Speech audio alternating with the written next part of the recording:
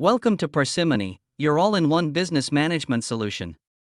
In this tutorial, we'll explore the accounting period function in the Accounting Master module of Parsimony.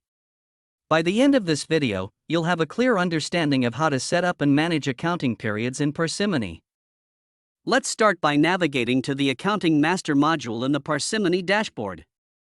Click on the Accounting Master module to access the necessary functions. The Accounting Master dashboard provides a centralized location to manage all accounting-related settings and configurations. To set up your accounting periods, click on the Accounting Period option. This is where you define the start and end dates for your accounting periods. In the Accounting Period list, you'll find the existing accounting periods that have been set up in Parsimony. Let's go through the process of adding a new accounting period. To create a new accounting period, click on the New button. This will open a new accounting period entry form. In the accounting period entry form, you'll need to fill in several fields to define the characteristics of the period. Start by entering a descriptive name for the accounting period in the period name field. This could be the month and year, such as January 2024.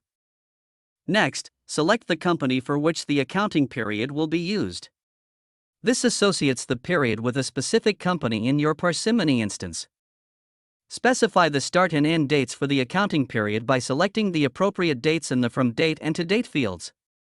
There are documents already added in this section. These are the documents that we usually would like to close the books for this period. If you choose to add a new one, just click the Add Row option and select the document type you want to add.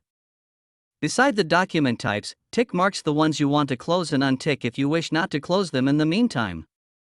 You can also click Delete if you wish to permanently remove it from this section.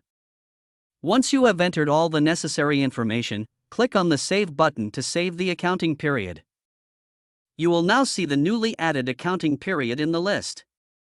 You can continue adding accounting periods in a similar manner to align with your organization's financial reporting requirements.